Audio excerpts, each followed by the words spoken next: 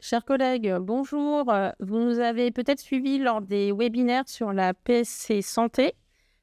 Aujourd'hui, nous sommes devant vous pour vous parler du contrat PSC Prévoyance, qui est un marché organisé par l'AEFE et le ministère de l'Europe et des Affaires étrangères et qui a été remporté par la MGEN. La principale différence avec le contrat PSC Santé, c'est que la PSC Prévoyance, c'est un contrat facultatif. Je vous propose pour commencer de nous présenter. Donc moi, je suis Sophie Hubert, chef du CSRH, Centre de services des ressources humaines, au ministère de l'Europe et des Affaires étrangères. Jean-Pierre Poli, je représente la délégation à la solidarité et à l'engagement du ministère de l'Europe et des Affaires étrangères. Bonjour à toutes et tous, Clotilde Fayet, secrétaire générale de l'AEFE.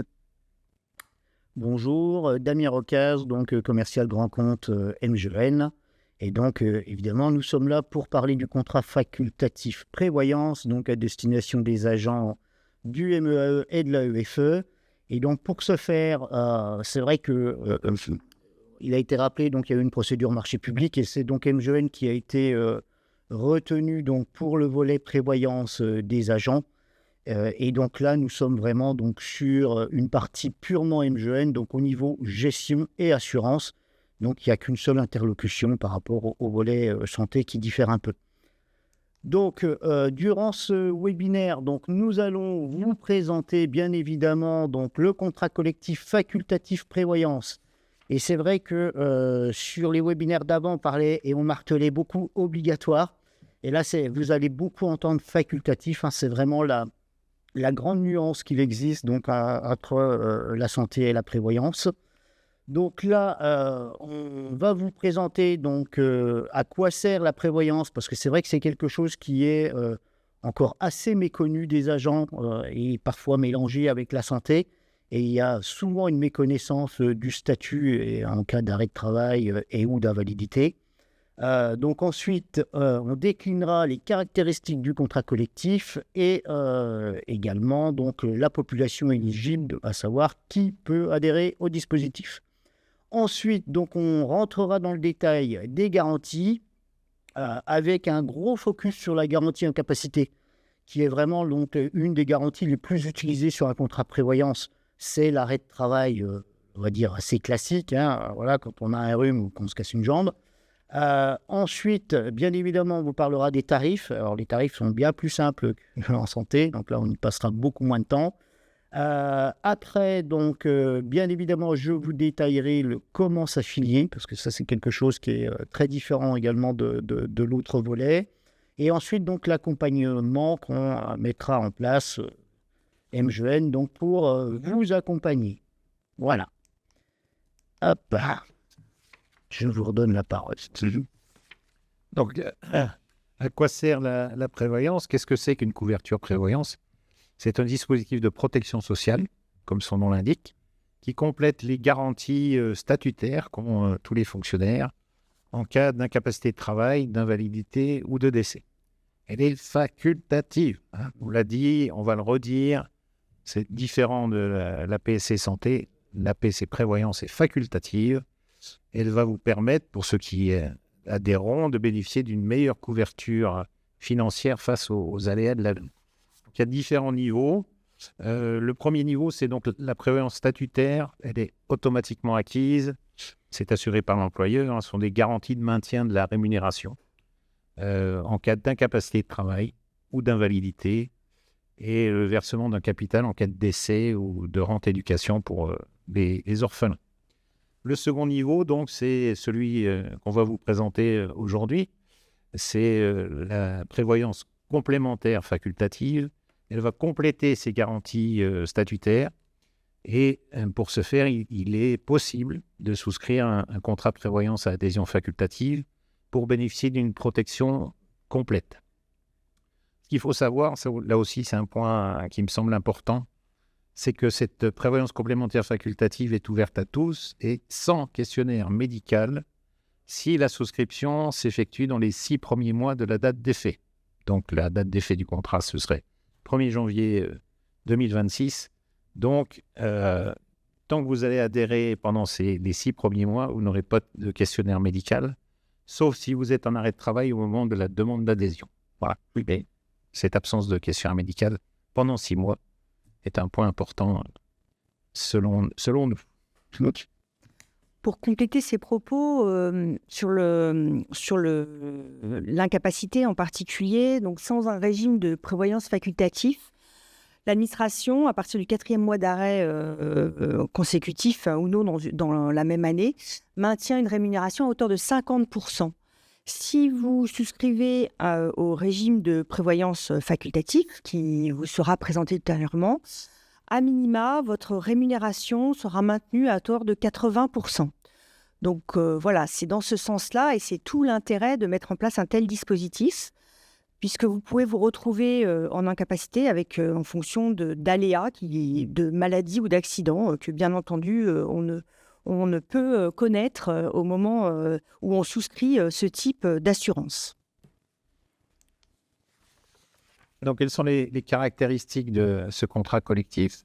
Donc, comme vous l'avez dit, il y a une procédure de marché public et la MGEN a été retenue pour gérer seul ce volet prévoyance facultatif pour le ministère des Affaires étrangères et l'AEFE, et le dispositif prend effet au 1er janvier. Donc, c'est un contrat collectif adhésion facultative. Chaque agent pourra adhérer ou pas, comme on l'a déjà dit, et il permet réellement de préserver la situation financière des agents qu'on vient d'évoquer. Donc, ce contrat collectif, il comprend un socle et des options. Donc, le socle comprend des garanties de base qui sont fixées par un accord interministériel et 3 options pour renforcer encore la couverture. Ce contrat est associé à une participation de l'employeur sur la partie du socle qui se monte à 7 € par mois, donc pour les garanties de base pour les agents. Les garanties en option sont à la charge exclusive des adhérents, comme cela se comprend. Qui est concerné? Eh bien, les agents actifs du MEAE et de l'AEFE peuvent adhérer aux garanties et aux options, et les ayants droit et les retraités, en revanche, ne peuvent pas adhérer au contrat prévoyance. Il est vraiment destiné aux agents actifs. Alors, donc, comme on a précisé, les exclusions sont concernées de façon précise tous les agents qui sont employés et rémunérés par le ministère de l'Europe et des Affaires étrangères et par l'AEFE. Donc, ces agents-là peuvent souscrire à toutes les garanties qui sont prévues au contrat. Donc, ce sont les fonctionnaires titulaires et stagiaires, les agents contractuels de droit public, les agents contractuels de droit privé non couverts par un contrat collectif à adhésion obligatoire. Comme cela vous a été dit, et c'est important de le repréciser, en tous les cas de le redire, vous aurez la possibilité de vous couvrir sans questionnaire médical durant les 6 premiers mois du contrat, donc c'est-à-dire à partir du 1er janvier 2026, et le délai ou au moment de la date d'embauche si elle est postérieure à l'entrée en vigueur du contrat. Voilà, c'est important aussi, s'il y a toute demande d'indemnisation, et on y reviendra, se fera au moment de la date du fait générateur. C'est-à-dire que vous serez couvert si vous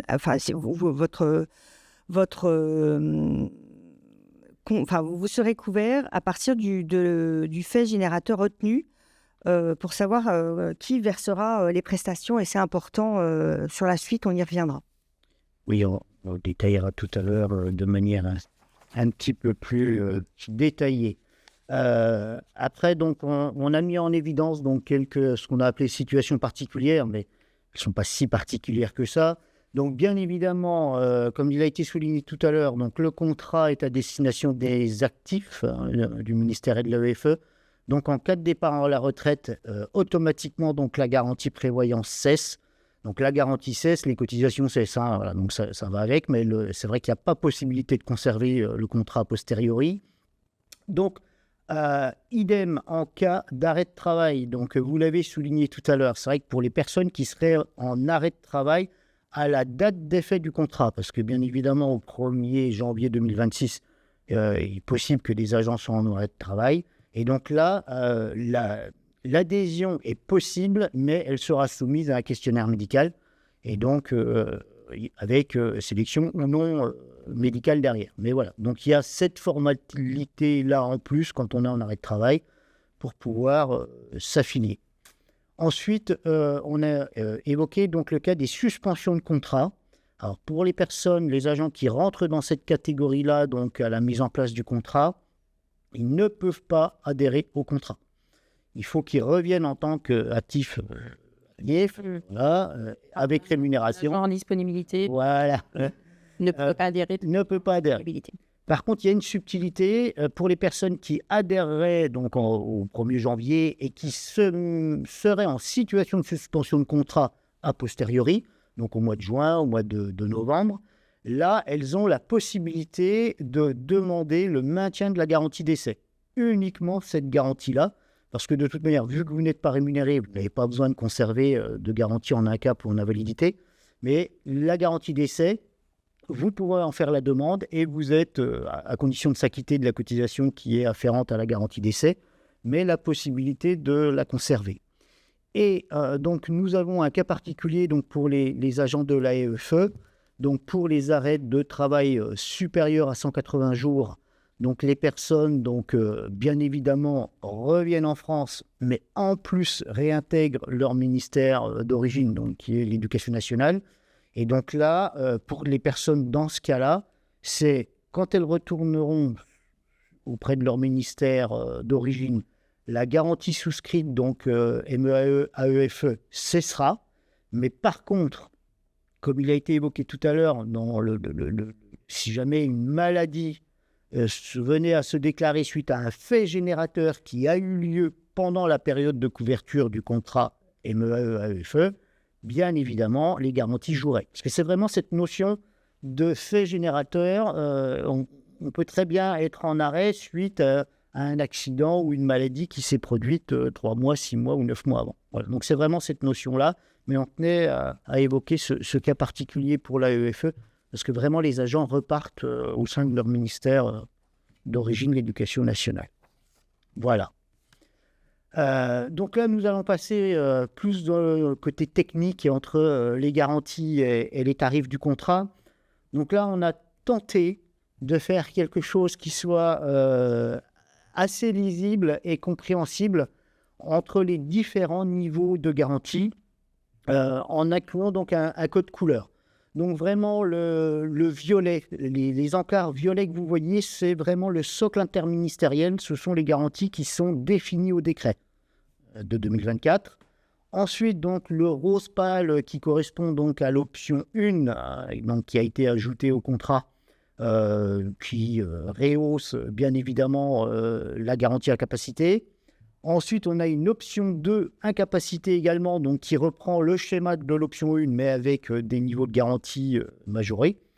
Et pour finir, alors ça tire presque vers le rouge, donc l'option perte d'autonomie, donc qu'on appelle vulgairement l'option 3, avec, donc ça c'est une spécificité du cahier des charges, où donc il a été demandé de proposer donc une garantie perte d'autonomie, qui est donc globalement une garantie dépendance, on le verra par la suite. Et là, donc, purement facultative, donc à la charge, bien évidemment, de chaque agent. Et donc, pour terminer, donc, on a essayé de mettre, pour que ça soit le plus clair possible, vraiment un pavé incapacité, donc l'arrêt de travail classique, un pavé invalidité, donc là, c'est en règle générale à la suite d'une incapacité courte ou longue, mais généralement plutôt longue. Après, donc, ce cas garantie perte d'autonomie, donc qui est un petit peu à sortir des statuts, mais c'est vraiment une garantie en plus. Et bien évidemment, donc, la garantie d'essai qui arrive après l'incap, l'aval et finalement donc le décès. Alors, on a un bon à savoir sur la garantie perte d'autonomie. Donc là, concrètement, c'est vrai que, pareil, si adhésion avant les 6 mois, donc pas de questionnaire médical. Mais c'est vrai qu'on a un délai de carence sur la garantie. C'est vrai que pour pouvoir prétendre à être indemnisé en état de dépendance, il y a un délai d'attente de 12 mois qui s'applique à partir de la date d'affiliation. Vous ne pouvez pas vous affilier et 1 mois après de rentrer dans la garantie dépendance. Voilà. Donc c'est juste ça, je tiens à le souligner. Alors, concrètement, sur la garantie incapacité. Donc, dans le socle, la garantie porte uniquement sur le congé longue maladie et le congé grave maladie. Après, donc, si l'agent souhaite se couvrir sur le CMO, donc, qui est le congé de maladie ordinaire, c'est vrai que c'est l'arrêt le plus fréquent, le plus classique, enfin voilà. Et également donc sur le CLD, donc il faut souscrire à l'option 1, et donc qui permet donc d'ajouter de la garantie sur ces risques-là. Et après, donc sur l'option 2 à capacité, donc on reprend les principes donc de s'assurer en plus sur le CMO et le CLD, mais avec des niveaux légèrement supérieurs. Et on se renforce également sur la partie CLM et congé grave maladie. Voilà, donc c'est vrai que c'est pas simple, mais donc on a fait des tableaux après pour que voilà, les gens visualisent. Mais sur cette partie incapacité, c'est vrai que le socle interministériel c'est axé uniquement sur le congé longue maladie et le congé grave maladie.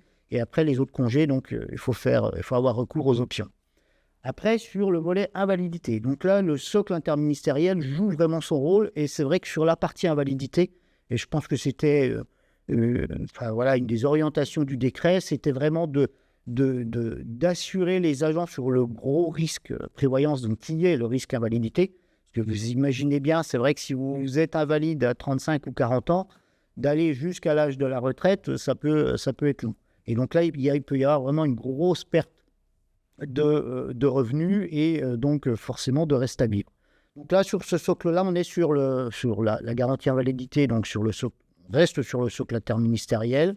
L'option 3, donc perte d'autonomie, on le verra après.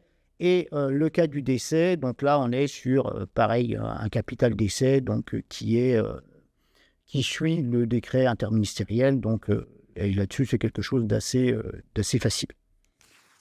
Alors, un peu comme sur le contrat santé, c'est vrai qu'en prévoyance également, on inclut de l'assistance. Alors, ce ne sont pas tout à fait les mêmes garanties qui sont associées donc, à la garantie prévoyance. Donc là, encore une fois, le fait générateur, par exemple, si vous êtes en incapacité temporaire de travail, donc concrètement, si vous êtes en arrêt avec donc l'impossibilité d'effectuer des gestes de la vie courante. Donc, vous pouvez prétendre donc, à un dispositif de garde d'enfants, de personnes dépendantes, d'aide à domicile, enfin, toutes ces choses-là qui vous permettent on va dire, de vous accompagner. Mais, et surtout, là, dans le cadre de la garantie prévoyance, on inclut donc un entretien personnalisé d'aide retour à l'emploi, parce qu'on sait pertinemment qu'un arrêt de travail à pluie et long, parfois, voire souvent, les gens ont de plus en plus de mal à retourner au travail pour différentes raisons. C'est vrai que la confiance en soi, le stress, et donc voilà, il y a un accompagnement au retour à l'emploi donc, qui est proposé dans l'offre assistance prévoyance. Après, pareil, donc en cas de traitement anticancéreux, donc chimio ou autre, donc là également la garantie assistance donc s'enclenche. Là, c'est un peu similaire au volet santé. Concrètement, c'est si en cas de perte totale irréversible d'autonomie, donc c'est quand vous êtes presque mort, mais pas encore totalement mort. Donc là, on accompagne, il y a un service pour accompagner les familles. Et c'est surtout pour aller monter les dossiers au sein des institutions compétentes, des demandes pareil, d'APA, enfin toutes ces choses-là. Et donc là, on a vraiment tout un service qui est proposé. Et en dernier recours, donc en cas de décès. Et donc là, c'est un service d'accompagnement, pareil, pour orienter les personnes dans les démarches à effectuer. Parce que c'est vrai que dans ces moments-là, c'est toujours... on est un peu perdu. Et c'est vrai que d'être accompagné avec la liste des services à prévenir, des choses à faire, la banque, les notaires, voilà. Donc c'est vraiment tout un panel qui est donc qui permet d'accompagner en cas de décès.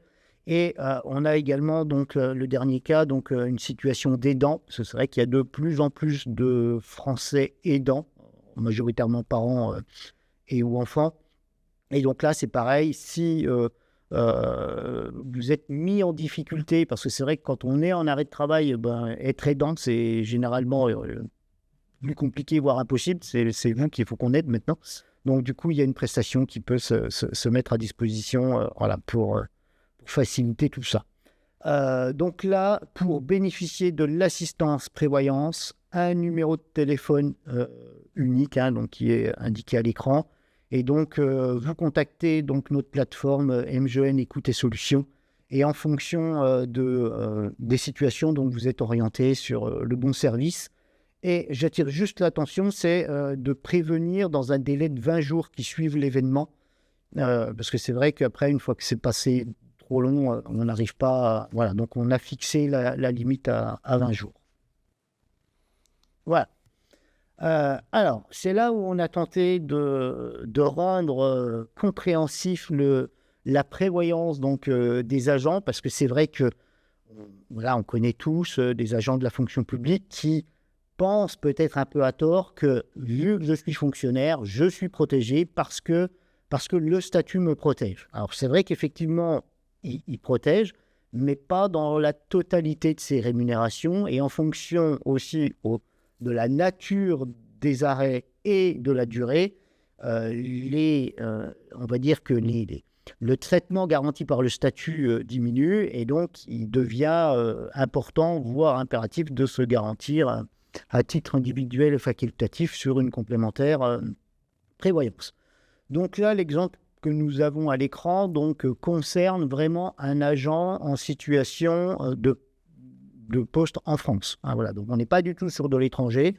Donc on a essayé d'être le plus générique possible. Parfois, il peut y avoir des petites subtilités d'un établissement à l'autre, mais là, c'est vraiment le gros de la généralité. Et donc, ce qui est en gris correspond donc au statut. Comme il a été rappelé tout à l'heure, ça c'est acquis du fait de la position de fonctionnaire actif. Le statut est acquis. Donc ça, c'est tout ce qui est en gris. Après, en violet, donc, ce sont les garanties du socle interministériel.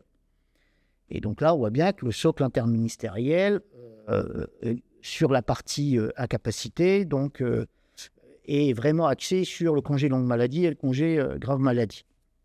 Après, en rose clair, donc, le niveau de garantie qui correspond à l'option 1 incapacité, et donc en rose plus marqué, donc l'option 2 incapacité. Donc là, je vais détailler rapidement donc, les trois cas, donc le congé de maladie ordinaire, congé de longue maladie et le CGM, et le congé longue durée. Donc sur le congé de maladie ordinaire, qui est donc vraiment le congé qui est oublié par le décret, donc là, un agent, quand il est en arrêt, il conserve 90% de son traitement, voilà, donc avec le traitement, les bonifications, les primes, enfin, voilà, donc globalement 90% de son traitement pendant les 3 premiers mois. Arrivé au 91e jour, l'agent tombe à demi-traitement. C'est vrai que c'est ce qu'on appelle vulgairement le demi-traitement. Et donc là, la personne, donc, sur une période de 3 mois à 1 an, et je suis bien dans le cas du congé de maladie ordinaire, donc perçoit plus qu'uniquement 50% de sa rémunération globale. Et c'est là qu'il est intéressant de souscrire donc, à la complémentaire prévoyance. Donc si vous souscrivez à l'option 1 incapacité, donc sur ce niveau de garantie-là, donc on va reprendre 30% supplémentaire de votre rémunération, donc traitement, bonification, prime. Et si vous prenez l'option 2, 35%. Et donc concrètement, c'est vrai qu'en prenant ces garanties-là, vous allez maintenir 80% de votre rémunération si vous prenez l'option 1 et 85% de votre rémunération si vous prenez donc l'option 2. Après, sur le congé de longue maladie et le congé de grave maladie, donc là, c'est vrai que le statut est plus couvrant, hein, bien évidemment. C'est vrai qu'on est déjà sur autre chose qu'une grippe ou une cheville foulée. Donc là, c'est vrai que sur une période d'1 an, donc le statut maintient donc 100% du traitement et de la bonification, mais par contre uniquement 33% des primes. Donc là, déjà, c'est vrai qu'en fonction des primes perçues par l'agent, il peut déjà y avoir une baisse de rémunération. Et après, donc sur la période de 1 an à 3 ans, donc là, on parle de traitement partiel parce qu'on est à 60%, on n'est pas à demi-traitement comme pour le CMO, mais une réelle chute quand même de rémunération et surtout de reste à vivre. Et donc là, sur le décret, parce que là, on est vraiment sur les garanties socles du décret, donc là, sur la partie jusqu'à 1 an, donc le socle remet donc la partie manquante des primes donc pour avoir 100% des primes. Et sur la période au-delà des 1 an, donc on rajoute 20% du traitement bonification et primes. Et si vous avez souscrit l'option 2 incapacité, c'est vrai qu'elle a un petit plus sur le congé longue maladie, cette garantie option 2, on va rajouter donc 5% de l'ensemble du traitement. Et donc, ce qui fait que même sur du congé longue maladie, entre le socle et l'option 2, un agent maintiendra en gros 85% de sa rémunération brute globale. Et après, donc la dernière catégorie, donc sur le congé de longue durée, donc là, nous sommes vraiment sur voilà, des maladies très graves, hein, en règle générale, ou sur les 3 premières années, donc c'est un maintien de 100% de la rémunération brute. Et après, donc au-delà, entre 3 et 5 ans, donc là, idem que sur le CMO, donc la personne tombe en demi-traitement. Et en plus, donc sans bonification et sans prime. C'est vraiment donc c'est presque moins qu'un demi-traitement global. Enfin, c'est vrai qu'il a 50% du traitement, mais pas de 50% de sa globalité de rémunération. Et là également, donc en ayant souscrit donc l'option 1 du volet incapacité, c'est vrai qu'on rajoute à cela donc 30% du traitement de bonification et des primes. Et l'option 2, donc toujours le même ratio, donc 5% de plus, donc 35%.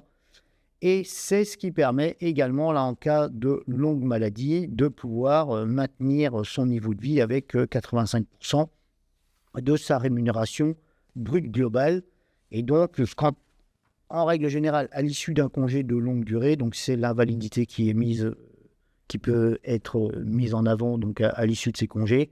Et donc ensuite, l'invalidité jusqu'à l'âge de la retraite, en attendant l'âge de la retraite. Voilà. Mais ça, donc, on verra le mécanisme à peine plus tard. Alors, pour illustrer, donc, on a fait un exemple d'un agent. Alors, on l'a mis à 32 ans, hein, mais ça n'a pas de... On a pris quelqu'un de jeune, vu que c'est un petit arrêt avec un petit salaire. Voilà. Quelqu'un qui est donc en arrêt, enfin, congé maladie ordinaire, classique, hein, pour une durée d'1 an. Donc, c'est déjà quand même quelque chose, peut être une opération, un mauvais genou, enfin voilà. Il percevait une rémunération brute de 2 000 € brut, indemnité incluse avant son arrêt de travail. Mais concrètement, la personne est en arrêt, les 3 premiers mois, elle a son traitement, donc globalement à 1 800 € brut, donc elle va les conserver. Si la personne ne souscrit pas de contrat prévoyance, alors que ce soit celui-là ou un autre, mais de garantie prévoyance, elle va tomber à demi-traitement, donc mathématiquement, elle va avoir donc une chute de quasiment 1 000 € de son pouvoir d'achat, avec donc un traitement uniquement de 1 000 €. Si elle choisit de souscrire donc au contrat prévoyance, là donc c'est vraiment de préserver ses revenus pour, on va dire, conserver sa qualité de vie, hein, donc pour l'agent, sa famille, ses ayants droit s'il y en a, enfin voilà.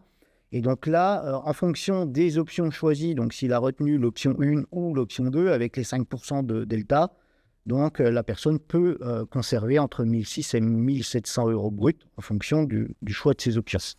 Donc là, voilà. Donc on voit vraiment donc on va dire l'intérêt de souscrire donc une garantie prévoyance donc pour sauvegarder ses rémunérations en fonction des arrêts. Voilà. Alors, on a détaillé ce que pouvaient être les garanties pour un agent en poste en France en administration centrale. Maintenant, on va vous présenter la même chose, mais pour des agents en poste à l'étranger. Alors, on a dissocié, contrairement à la diapo précédente, on a dissocié la situation pour les agents du MAE, les agents de l'AEFE, parce qu'il peut y avoir des indemnités un peu différentes. Donc, on va penser que c'était plus clair de le faire séparément. Donc là, moi, je vais vous parler des agents affaires étrangères. Alors, on retrouve un petit peu la logique que vous avez vue pour les graphiques en administration centrale, mais il y a deux grosses différences à l'étranger. C'est-à-dire que la réglementation oblige l'agent à l'étranger qui est malade pendant 180 jours à être rapatrié en France.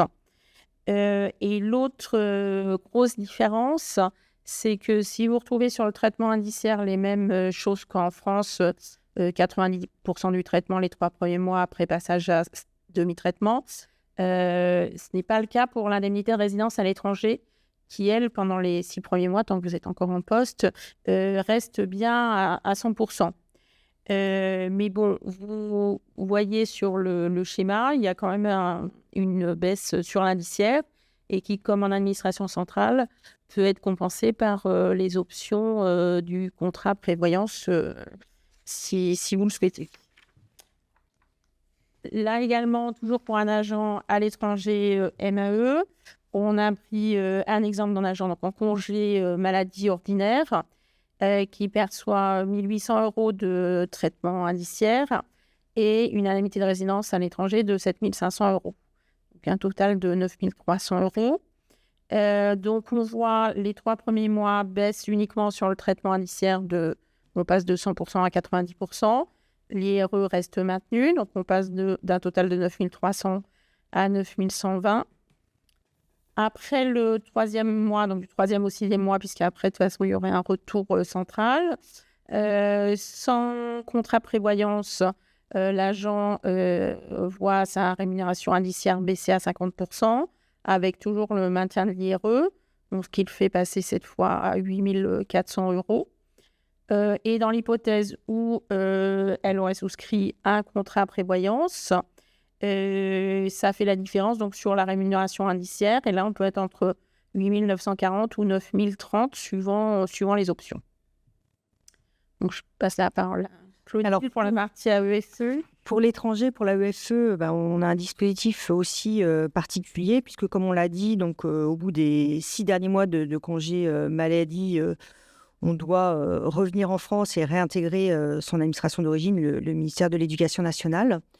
Donc, sur les 3 premiers mois, on perçoit comme situation classique 90% du traitement brut plus bonification indiciaire et les primes. Donc, les primes sont les primes qui sont à caractère pérenne, c'est-à-dire ce qui relève de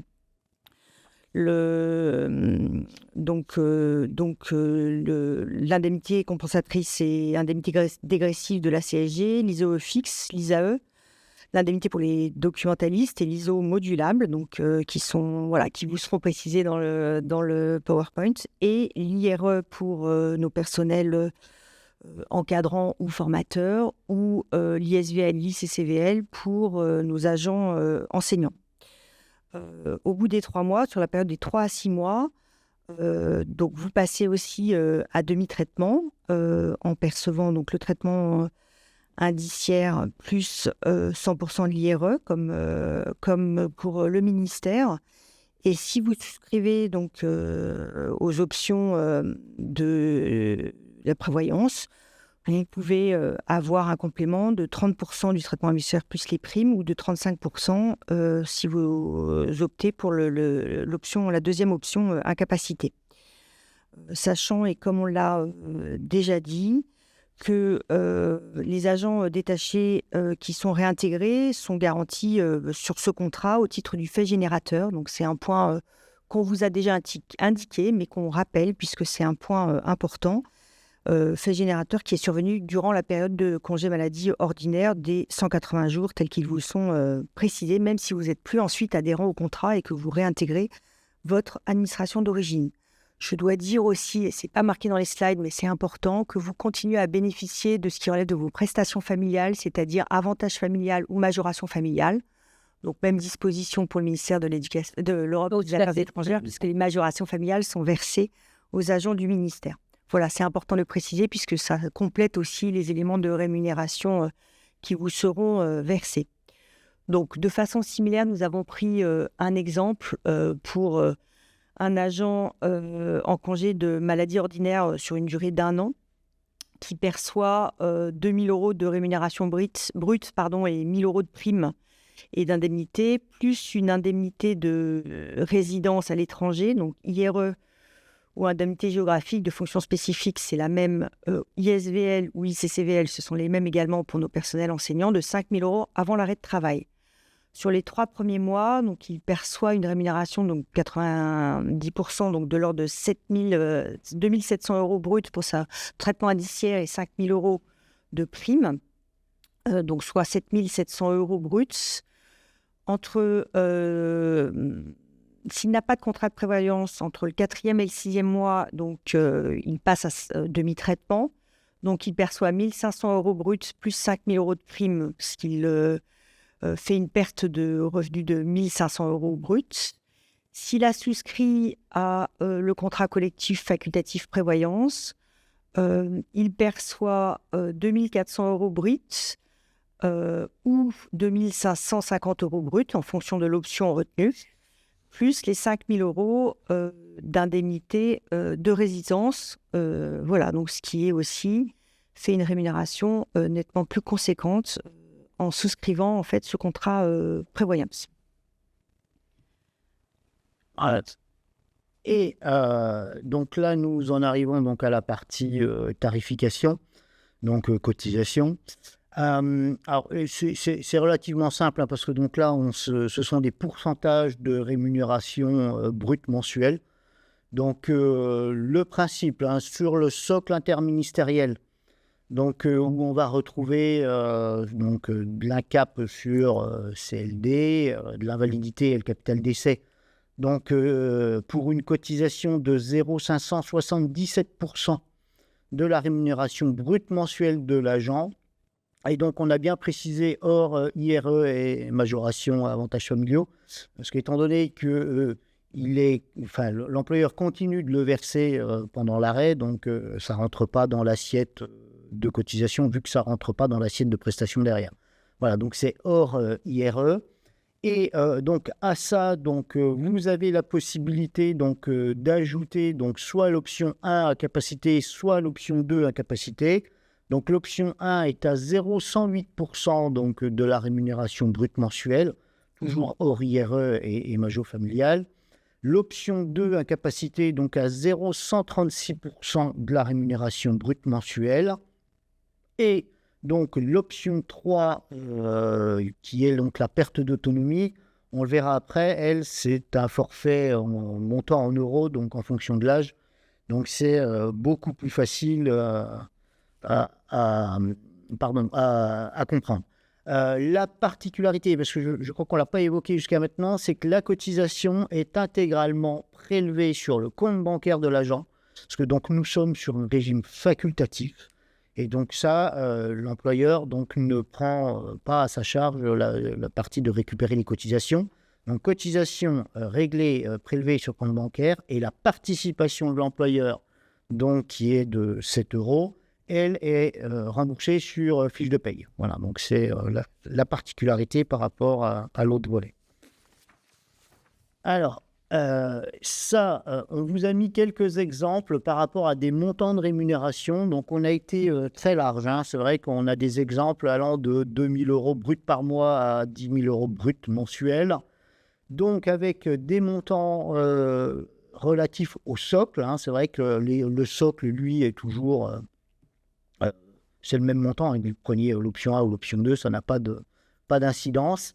Après, vous avez les coûts des options 1 et des options 2, donc qui s'ajoutent bien évidemment au socle. Et donc, on a fait des totaux donc, entre le socle plus l'option 1 et le socle plus l'option 2. Et on a également mis, après participation employeur de 7 € pour avoir un reste à payer pour chacun. Donc j'ajoute également, parce que on ne l'a pas dans le support, mais vous avez la possibilité de ne prendre que le socle, l'agent. C'est vrai qu'on a fait des exemples entre socle plus option, mais dans le process d'affiliation, vous pouvez prendre que le socle option 1, le socle option 2, le socle option 3, avec la perte d'autonomie, mais vous ne pouvez pas que prendre les options. Vous êtes obligé d'avoir le socle, c'est la condition sine qua non. Voilà, donc ça, ce sont des choses qui sont à disposition. Donc, vous avez... Et le calcul de la cotisation est plus aisé que la santé. Vous prenez le pourcentage, vous multipliez votre rémunération brute mensuelle hors IRE et vous avez le montant de votre cotisation. Après, donc, sur l'option 3, sur la perte d'autonomie, donc là, montant en euros, donc avec une très forte amplitude. Donc, si vous souscrivez à 20 ans, c'est 96 centimes par mois. Si vous souscrivez à 80 ans, c'est 85,23 € par mois. Bon, comme on est sur les actifs, on ne ferait pas aller très souvent au-delà de 70 ans. Voilà, mais on a quand même quelques cas. Oui, on a quelques cas. Et c'est pour ça, par contre, et on l'a rappelé, c'est que la souscription est possible jusqu'à 81 ans. Après 81 ans, même si vous et actif, vous ne pouvez plus souscrire au dispositif. Voilà. Mais c'est vrai que oui, en règle générale, on sera plus sur les premières parties de tableau. Et juste pour que la bonne compréhension de chacun, c'est si vous souscrivez, par exemple, vous avez 50 ans, vous allez payer 2,18 €, ça sera toujours 2,18 €. Voilà, donc sauf s'il y a évolution de contrat et puis des majorations qui pourraient intervenir, mais c'est pas, quand vous passez à 55 ans, vous ne passez pas dans la case 2,76 €, vous restez à 2,18 €. Tout l'intérêt sur des contrats dépendance, que ce soit celui-là, voilà, c'est juste le bon conseil d'adhérer le plus jeune possible, parce que c'est vrai que certes, on a l'impression de payer plus longtemps, mais les montants sont tellement dérisoires que ça peut être très intéressant. Voilà. Après, sur le mode d'adhésion sur le contrat facultatif prévoyance, donc là, on est vraiment sur une démarche bien différente de la santé. Donc, on n'est pas dans le cadre d'un parcours d'affiliation, vu que là, nous sommes sur une garantie facultative où chacun est libre d'adhérer ou pas, de comparer avec ce qu'il a ou pas, de comparer avec le marché. Enfin, voilà, donc on est vraiment dans une démarche purement individuelle. Et là, il n'y a pas de notion d'obligation. Et donc, nous ne sommes pas dans un processus comme on le connaît sur la santé, avec un tunnel d'affiliation, avec une affiliation d'autorité à la fin ou de dispense. Là, c'est vrai que les personnes intéressées par la garantie prévoyance donc, pourront cheminer entre mi-novembre, donc à partir de maintenant, jusqu'au 30 juin 2026, parce qu'on l'a bien rappelé, c'est vrai que tant que nous sommes dans le délai de 6 mois, il n'y a pas de questionnaire médical. Donc, c'est vrai que la personne s'affilie le 20 novembre, le 20 décembre, le 20 janvier, concrètement, on va dire que le principe de l'adhésion est similaire. Mais donc là, on a quand même mis des jalons pour démarrer la campagne du contrat prévoyance. On l'a mis à mi-novembre, enfin voilà, donc, mais on va le détailler après. La date d'effet, donc on est bien en date d'effet du 1er janvier 2026. Et c'est vrai à garder en tête quand même le jalon du 30 juin, parce qu'il est vrai que pour les agents en poste, je parle bien des agents en poste, au-delà du 30 juin, l'adhésion sera soumise à questionnaire médical. Voilà. Après, pour des agents qui arriveraient en poste, au ministère ou à l'AEFE, le 1er avril, le 1er mai ou autre, le délai de 6 mois, c'est à partir de la date d'embauche. Voilà. Donc, c'est pas... si vous arrivez le 1er juillet, vous n'avez pas de questionnaire médical. Voilà. Donc ça, c'est juste pour avoir les grands jalons en tête. Et donc, concrètement, sur l'affiliation au contrat collectif prévoyance facultatif, on l'a voulu donc en 4 temps au sein d'MGN. Vraiment, un premier temps qui est la prise de contact. Le deuxième temps qui est donc la phase de découverte et de conseil par un conseiller MGN pour faire vraiment une analyse du besoin et des souhaits de chaque agent. Et ensuite, seulement après, donc la partie affiliation et en 4e temps, donc la partie confirmation. Donc là, sur la prise de contact, c'est vrai qu'on est sur un numéro de téléphone dédié. Les personnes qui sont intéressées par la garantie prévoyance facultative, donc contactent un conseiller MGN, donc qui est formé au contrat, pour faire un état des lieux de sa situation. Concrètement, c'est vrai qu'on a un nombre assez conséquent d'agents qui sont déjà couverts par des contrats collectifs facultatifs en prévoyance et d'autres qui ne le sont pas.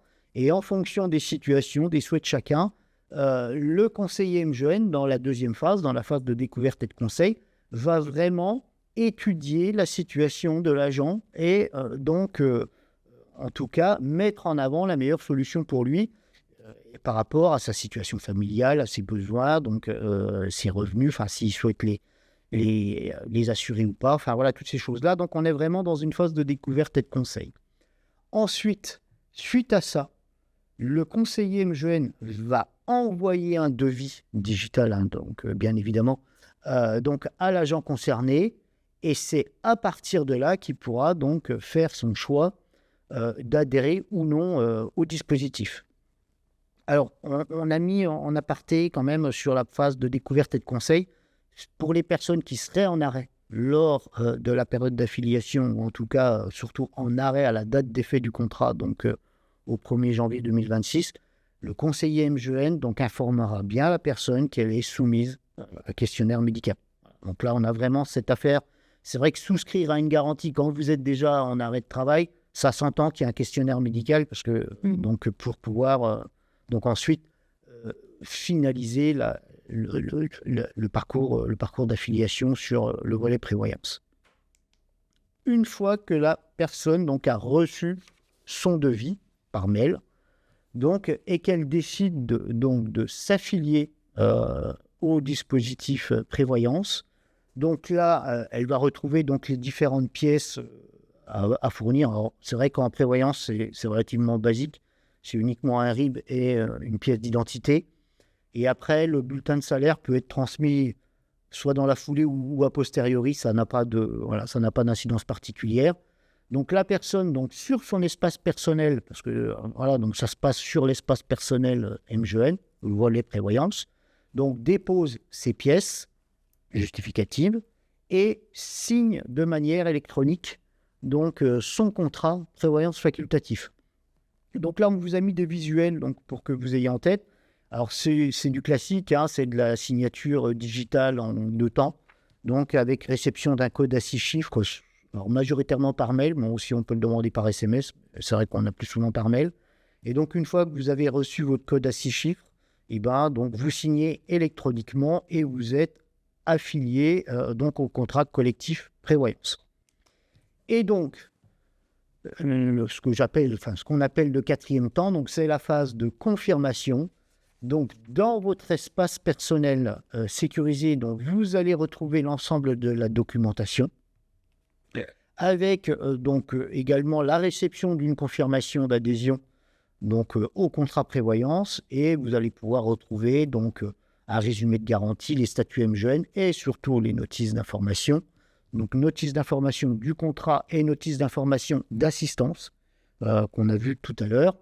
Et après, donc à ce stade-là, une fois que vous êtes affilié, vous avez la possibilité donc de renseigner votre désignation de bénéficiaire. C'est dans le cadre de la garantie d'essai. Donc là, si vous souhaitez rester sur une clause type, ce qu'on appelle clause type, c'est en règle générale conjoint, enfant, enfin la clause type assurantielle, vous n'êtes pas obligé de renseigner une clause, de modifier cette clause de bénéficiaire, vu que de toute manière, dans le droit, est appliquée la clause type. Par contre, si vous souhaitez désigner d'autres personnes que la clause type, un cousin, une association, enfin c'est vrai qu'on a tout type de demandes. Là, justement, vous rentrez dans le formulaire digital de désignation de bénéficiaire où vous la renseignez vraiment de manière nominative, comme quoi, voilà, mon bénéficiaire et ma tante, nom, prénom, même numéro de sécurité sociale, histoire qu'il n'y ait pas d'ambiguïté. Mais sinon, voilà, si vous êtes sur une clause type conjoint-enfant, cette étape n'est pas foncièrement nécessaire. Voilà. Et donc, une fois que vous avez modifier ou renseigner votre clause bénéficiaire, donc idem, vous recevez une confirmation, vous retrouvez tout ça sur vos espaces personnels et vous recevez donc le merci pour votre confiance et donc pour on va dire, officialiser votre garantie prévoyance. Et encore une fois, tout est accessible via vos espaces personnels sur la documentation et ou, pareil, si 6 mois après ou 1 an après, vos situations familiales changent, vous allez, et surtout n'oubliez pas de modifier les désignations de bénéficiaires, histoire de mettre à jour ces situations personnelles ou en tout cas voilà, dans le cadre d'un décès, d'un divorce, bref, toutes ces choses-là. Voilà, donc, mais tout est accessible en digital 24 heures sur 24, donc sur votre espace personnel. Et à tout moment, donc on l'a rappelé, c'est les personnes, les conseillers au téléphone, donc au 09 72 72 02 45, donc se tiennent à disposition donc, pour tout renseignement. Et on a laissé, parce que vous l'avez pu le voir, donc les agences MGN sont à disposition aussi pour les personnes qui seraient en France. Voilà, donc on a un réseau de 130 agences, donc voilà, ça ne sera pas le plus utilisé, mais ça reste à disposition pour des personnes qui sont sur le territoire français. Voilà. Là, on a quasiment terminé, mais on a voulu faire un zoom sur les différentes situations des agents à date, en tout cas au 31/12/2025. Parce que dans la majorité des agents, en tout cas du ministère et de l'AEFE, donc, sont déjà des gens couverts par des offres MGN et ou MA2E. Donc voilà, on a fait un focus pour les personnes donc, qui sont adhérentes de l'offre MISP. Donc ça concerne majoritairement donc, les agents de l'AEFE. Donc pour les personnes qui auraient résilié leur contrat santé parce qu'elles ont adhéré au contrat obligatoire de l'employeur avec participation, donc de facto, elles perdent la garantie prévoyance. Voilà, parce que là, l'offre MISP est un contrat couplé santé et prévoyance. Donc, si vous résiliez la santé, vous résiliez la prévoyance. Et donc, dans ce cas-là, donc, les personnes auront comme choix, donc, en choix numéro 1, donc, de basculer sur l'offre prévoyance collective de l'employeur, donc avec participation, ou d'opter pour toute offre individuelle voilà, dans le cadre d'un choix personnel. Pour les adhérents MA2E, donc, qui sont sur l'offre référencée du ministère. Alors là, c'est un peu différent parce que le référencement donc, s'arrête au 31/12/2025. Donc, de fait, les garanties santé et prévoyance donc, sont arrêtées donc, au 31/12/2025. Et donc là, concrètement, idem, hein, donc de basculer donc, en priorité, donc en tout cas demander une étude sur l'offre proposée par l'employeur avec participation de l'employeur et ou d'opter donc, pour une garantie individuelle autre, voilà, libre à chacun. Et donc pour les personnes qui ne sont pas adhérentes MGN ou MA2E, donc là, soit elles peuvent opter bien évidemment pour le contrat mis en place à titre facultatif avec participation de l'employeur, ou pareil, conserver leur contrat actuel. Enfin, voilà. Donc là, on est vraiment sur des démarches purement personnelles et individuelles. Voilà. Et on rappelle encore ces facilités d'adhésion de 6 mois sans questionnaire médical. Et c'est vraiment une particularité forte de la mise en place d'un contrat collectif qui soit facultatif obligatoire, mais notion de contrat collectif, c'est absence de sélection médicale dans les 6 premiers mois.